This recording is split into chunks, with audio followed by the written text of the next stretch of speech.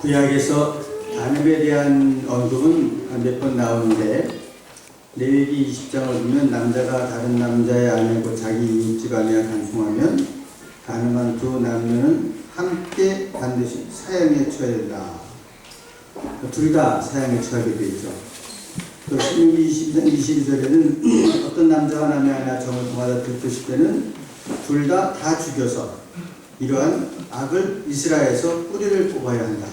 그래서 몇 군데를 보면은 이런 간음의 죄는 남자나 여자나 전부 다 사형에 속합니다. 성경에 있는 죽음의 그 사형에 처하는 몇 가지 그런 아주 중한 범죄 중에 하나가 이겁니다. 신접한 자라든가 우상을 숭배하는 자라든가 부모를 때리는 자 전부 다 사형입니다. 그 중에 하나가 이 간음이죠. 오늘날 이런 돌로 쳐 죽이는 그런 사형제도는 없어졌지만 어떨 때 보면은 이 한국말로 막장이라고 그러죠. 이 막장 드라마 보면은 한국 드라마에 돌 맞아 죽을 사람들 굉장히 많습니다. 그래서 주인공이 한 판은 돌 맞아 죽을 사람들이 어떻게 드라마. 근데 그런 걸 볼 때마다 이게 좀 문제가 있다는 생각이 좀 듭니다. 오늘 이 본문에 또 예수님께서 이스라엘 성전에 계실 때 그 뜰 앞에서 일어난 일입니다. 이제 가르치시려고 하고 있는데 바리새인들과 서기관들이 여자를 끌고 왔습니다. 가늠한 여자를 현장에서 붙잡았다. 그런 얘기죠. 어떻게 해야 될까요? 구약 성경에 있는 말씀대로 하면 현장에서 두 사람을 붙잡아서 두 사람 다 돌로 쳐 죽이는 겁니다. 이 죄는 재판관이 사형을 집행하는 게 아니라 모든 백성이 사형에 가담하게 되어 있습니다. 왜냐하면 하나님께서 아주 싫어하시는 일이기 때문에 모든 사람들이 같이 돌을 던지고 이 사형에 참여해서 그 악을 거룩한 백성으로 성별한 이스라엘에서 뿌리를 뽑아야 한다. 이런 얘기예요. 그래서 사형 집행관이 따로 있는 게 아니고 백성들이 전부 다 그 사형에 참여하게 되어 있습니다. 그러면 어떻게 해야 돼요? 남자 여자 둘 다 한꺼번에 지금 죽었어야 되는데 남자는 어디 가고 여자만 끌고 왔어요. 그리고 사형을 집행하면 되는 거예요. 자기네 율법대로. 율법을 그렇게 철저하게 잘 지키는 이 서기관과 바리새인들이 예수님 앞으로 끌고 왔다 이거예요. 아, 예수님 말씀대로 따르겠다는 순종하는 마음이었을까요? 예수님의 권위를 인정하는 좋은 마음이었을까요? 그게 아닙니다. 오늘 성경에 있는 말씀대로 시험에서 고소할 조건을 찾으려고 하는 거예요. 그래서 그래도 사람을 이렇게 죽여서는 안 된다. 그러면은 어디에 걸리냐면 율법에 걸립니다. 이 율법에 걸리면 그대로 체포할 수도 있고 잘못하면 사형을 당할 수도 있어요. 그런데 또 그런 죽일 거시기가 있나? 죽여라. 그럼 또 어떻게 되는지 아세요? 당신은 로마의 식민지 때입니다. 로마가 다른 건 다 허락을 해줬지만 사형법에 관한 것은 재판을 자기들이 하게 되어 있습니다. 그래서 예수님이 붙잡아다 놓고 예수님을 갖다가 죽일 때도 뭐 자기들이 재판도 하고 선고도 다 했지만 집행은 빌라도 앞에 데리고 간 거예요. 그래서 빌라도가 집행하도록 한 게 뭐냐면 사형 집행은 자기들 마음대로 못하게 돼 있어요. 이런 공개적으로 백성들이 돌을 던지는 거 외에. 그런데 예수님이 이건 사형이다 하게 되면 어떻게 됐어요? 그러면은 로마법을 어기게 되니까 로마법으로 또 체포가 됩니다. 죽이지 말라 그러면 유대 율법으로 체포가 되고 죽이라 그러면 로마의 법으로 체포가 되는 거예요. 무슨 얘기를 해도 걸려들게 되어 있습니다. 참 못됐죠? 예수님이 어떻게 하셨는가 하면은 땅에 엎드려서 글을 쓰시게 쓰겠습니다. 성경을 보면은 예수님이 남긴 유일한 문서입니다. 이 땅에다 지워져서 알 수가 없는데 뭐라고 쓰셨을까요? 일설에 의하면 죄 있는 자가 먼저 돌려 쳐라 라고 썼다고도 하고요. 또 전설의 내용은 전설에 의하면 그 밑에다가 줄을 서 그 죄를 쓰셨다고 해요. 도둑, 갑질한 죄, 살인죄, 교만하고 비판한 죄, 거짓말한 죄, 죄를 갖다 줄줄이 써내려가니까 보는 사람들이 전부 다 자기도 하나씩 죄가 걸리거든요. 그래서 양심이 찔려서 나이 드신 사람들이 제일 먼저 찔릴 거 아니에요. 젊은 사람들은 혈기가 등등해서 지금 뭐가 뭔지 모르고 돌을 들고 서 있는데 나이 든 사람들은 그거 보니까 죄를 많이 졌잖아요. 오래 살수록 죄를 많이 짓게 되잖아요. 오래 살수록 죄가 적어지나요? 그렇지가 않죠. 양으로 따지면 오래 살수록 죄도 많이 져요. 그 나이 든 사람들이 보고 이렇게 우리도 같은 이런 죄를 짓고 사는구나. 양심이 찔려서 나이 먹은 사람부터 돌을 내려놓고 돌아섰다. 그런 전설들이 있습니다. 사실은 사람들이 분노하고 격분하고 돌로 칠까요 말까요 하는 그런 상황이기 때문에 이게 자칫하면 이성을 잃고 폭도로 변할 수가 있는 그런 상황입니다. 그런데 조용히 땅에서 글씨를 썼다고 하는 얘기 보면 조용히 하라. 냉정을 찾아야 된다.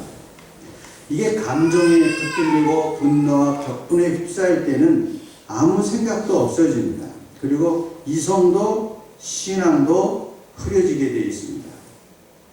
이게 무서운 거예요. 욱하는 사람들 늘 조심해야 돼요. 제 친구 한 사람이 군대에 갔다가 아주 부당한 그런 처우를 받은 거예요. 맨날 그 괴롭히는 사람이 하나 있었던 것 같아요. 자기 상관인데 1등병 때 아마 상병쯤 됐던 것 같아요. 그러다가 밤에 보초를 쓰고 있는데 또 그런 일을 당했어요. 그 둘이 싸움이 붙었는데 이 사람이 좀 욱하는 성질이 있거든. 그거 붙으니까는 더 화가 나는 거야.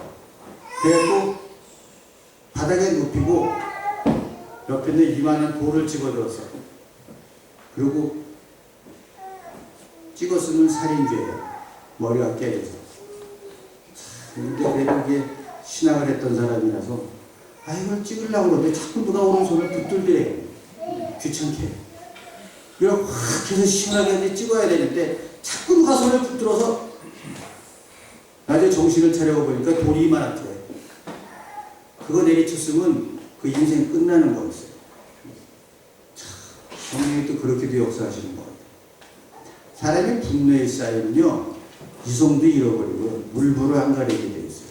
그래서 자기 속에 있는 이 불이라든가 분노를 다스릴 줄 알고 컨트롤할 줄 알아야 돼요. 잘못하면 정말 큰 실수를 합니다. 살인죄를 저지른 사람들 한번 얘기 들어보세요. 저 사람을 죽여야 되겠다. 몇 월 몇 시 몇 시에 어디로 지나갈 때 이런 사람은 드물어요. 이걸 계획살인이라고 하는데 이건 죄질이 나쁘기 때문에 이 사람들이 형도 높아요. 근데 어쩌 툭탁거리 오다가 밀어쳤는데 죽었다. 때렸는데 죄다 그런 사람들이에요. 사람 죽인 사람들이. 몇 월 며칠 몇 시에 어디로 지나갈 때 멀리서 총을 겨냥해서 쐈다. 그렇게 죽이는 사람은 거의 없어요. 전부 다 이 폭발하는 감정을 조절을 못해서 생기는 일이거든요. 좀 그런 상황이에요, 사람들이. 사람이 남을 비판하고 있는 동안에는 자기를 못 봅니다. 자기를 보면은 쉽게 그렇게 마구잡이로 사람들을 비판을 못하게 되어 있거든요. 그래서 먼저 비판을 멈추고 자신을 돌아보라 하는 것입니다.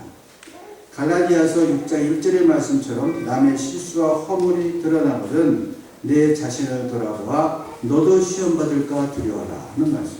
남의 허물을 보면 자기를 돌아볼 줄 알아야 되는데 허물을 보고 비판하고 입에 거품 물기 시작하면 자기를 못 봅니다. 자, 하여튼 이렇게 글을 쓰게 되니까 사람들이 생각을 하게 되고 이성을 찾게 돼서 결국은 예수의 말씀대로 죄가 있는 자는 돌을 쳐봐라. 그러니까 차마 누구도 나는 죄가 없다고 큰 소리 칠 사람이 없잖아요. 그래서 돌아가게 되었다고 하는 것이죠. 이게요 군중을 움직이는 아주 고도의 수사학입니다. 이것도 연구해서 그 논문을 쓴 사람이 있어요. 예수님께서 어떻게 사람들을 움직였던가. 그래서 이게요 사람들의 관심을 갖다가 전부 다 그 여자에 대해서 관심 있고 그 사람을 어떻게 쳐죽일까 그러는데 단 한마디로 그 사람들의 관심을 자기한테로 돌려버린 거예요. 그러니까는 쉽게 돌을 들어서 칠 수가 없게 된 거죠. 너희 가운데서 죄가 없는 사람이 먼저 이 여자에게 돌을 던져라. 그냥 다 돌아가 버리고 말았습니다. 그리고 예수님께서 나도 너를 정죄하지 않는다. 가서 이제부터는 다시는 죄를 짓지 말아라. 예수님이 너는 죄가 없다라고 하신 게 아닙니다. 죄는 죄 그대로 있지요. 근데 죄를 정죄하지 않으시겠다. 그런 얘기입니다. 용서하신다고 하는 얘기죠. 여러분 레위기라든가 신명기를 보게 되면 분명히 있습니다. 가늠한 여자는 남자와 함께 돌로 쳐 죽이게 되어 있습니다. 이게 하나님의 율법입니다. 그럼 여러분 예수님이 율법을 어긴 게 되겠죠? 예수님이 구약성경에 있는 율법을 어기시네. 그렇게 보면은 예수님의 그 세상에 오신 예수님을 바로 이해하는 것이 아닙니다. 우리는 보통 예수님이 구약의 율법을 완성하셨다. 그래서 그렇게 이야기합니다.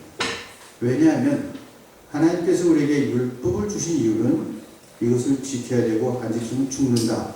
죽이려고 주신 율법이 아니잖아요. 율법을 왜 주셨어요? 이렇게 율법대로 잘 지켜서 생명의 삶을 살아라. 그래서 주신 거예요. 율법을 주신 이유가 뭐냐면 그런 것을 통해서 너희들이 정말 이 땅에서 하나님의 나라를 누리는 그런 생명의 삶을 살리려고 준 거잖아요. 사람을 살리려고. 그래서 율법을 준 건데 예수님께서는 그 율법을 가장 적극적으로 실천하신 것이죠. 하나님은 사람을 죽이려고 하는 것이 아니라 살리기를 원하신다는 거예요. 심판을 받고 죽는 것을 원하시는 것이 아니라 회개하고 사는 것을 원하신다. 이게 하나님의 뜻이고 그것을 예수님이 선포하신 것입니다. 나도 정죄하지 않는다. 다시는 죄짓지 말라. 그런 의미입니다. 구약의 율법을 무시하였다거나 구약의 율법을 어기셨다는 것이 아니라 구약의 율법의 뜻을 그분의 권위로 가장 적극적으로 실천하셨다. 그런 얘기가 되겠습니다. 예수님이 이렇게 자비를 베푸시고 이 여인이 살기를 원하시지 잘못했다고 무조건 죽는 걸 원하시지는 않습니다. 가늠해서 어둠에 떨어진 영혼이 죽어가는 삶이 아니라 빛 가운데 참된 행복을 누리며 살기를 원하시는 것입니다. 이 새 삶의 기회, 자유를 얻은 것은 이 여인만이 아닙니다. 사실은 돌을 던지려고 살기 등등했던 사람들도 남의 잘못이나 들춰내고 다른 사람들과 흉보고 말하고 싶은 그런 중독 중에서 해방되는 겁니다. 자신을 먼저 볼 수 있을 때 자기의 가치가 살아납니다. 자기를 보지 않고 남을 비판만 하는 사람은 자기의 가치도 잃어버리고 있는 것을 알아야 됩니다. 그리고 하나님의 자비하심과 실수와 허물투성이 인간들을 사랑하시는 하나님의 그 자비를 깨닫게 된 것입니다.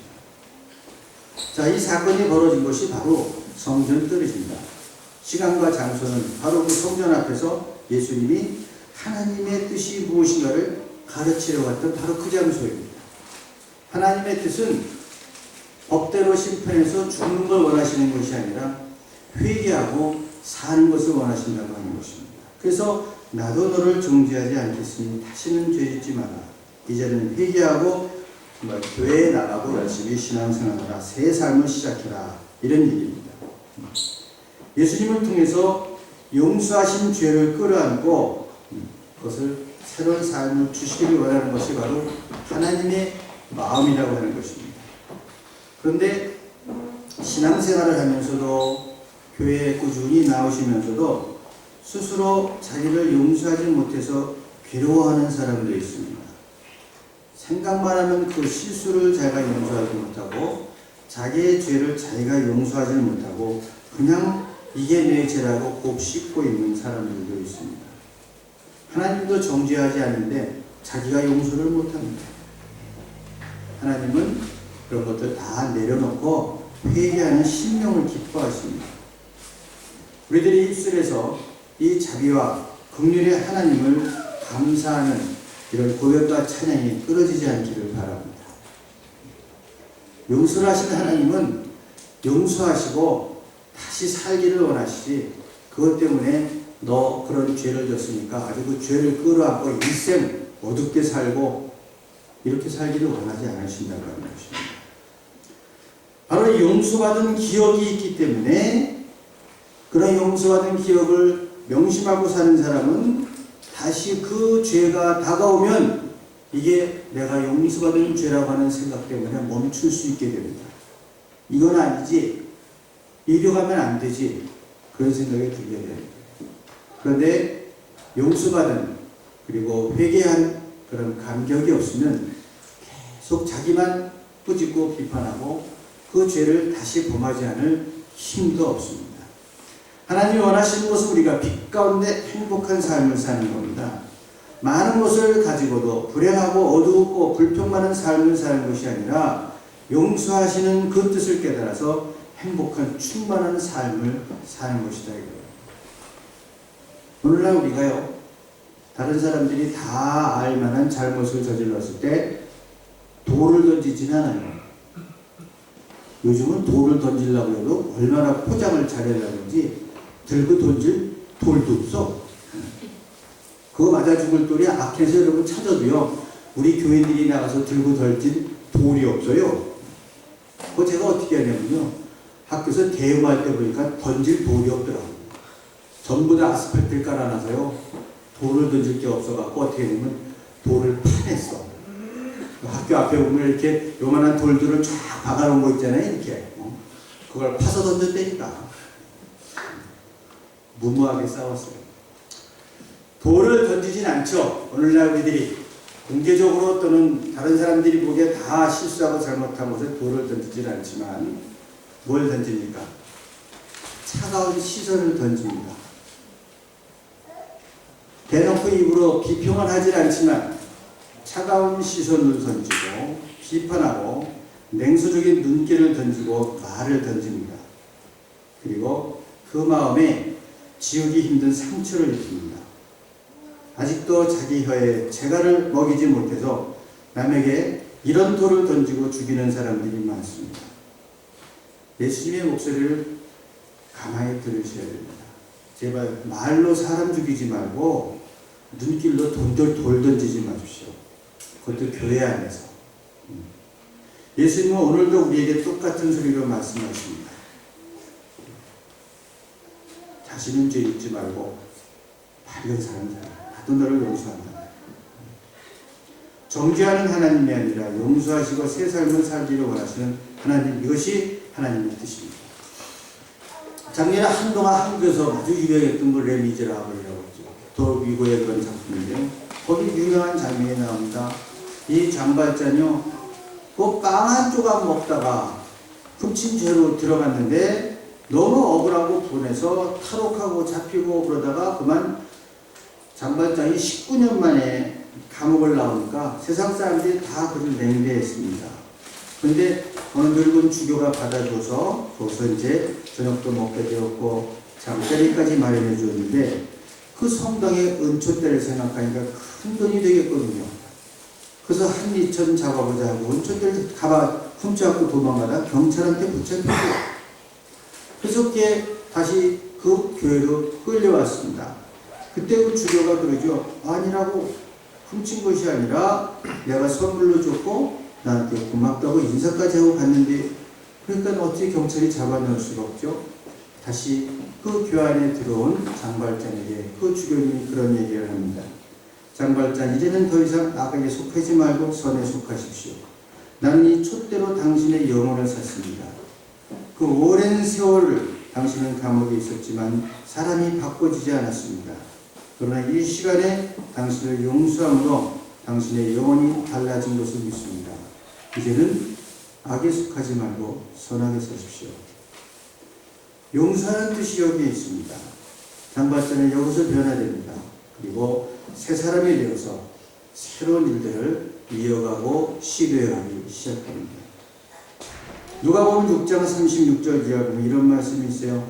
너희 아버지께서 자비로우신 것 같이 너희도 자비로운 사람이 되어라. 남을 심판하지 말아라. 그리하면 하나님께서 너희를 심판하지 않을 것이다. 그런 얘기가 있죠. 그렇습니다. 나눠주는 사람이 되고 참 용서하고 자비를 통한 부드러운 사람이 되라고 하는 겁니다.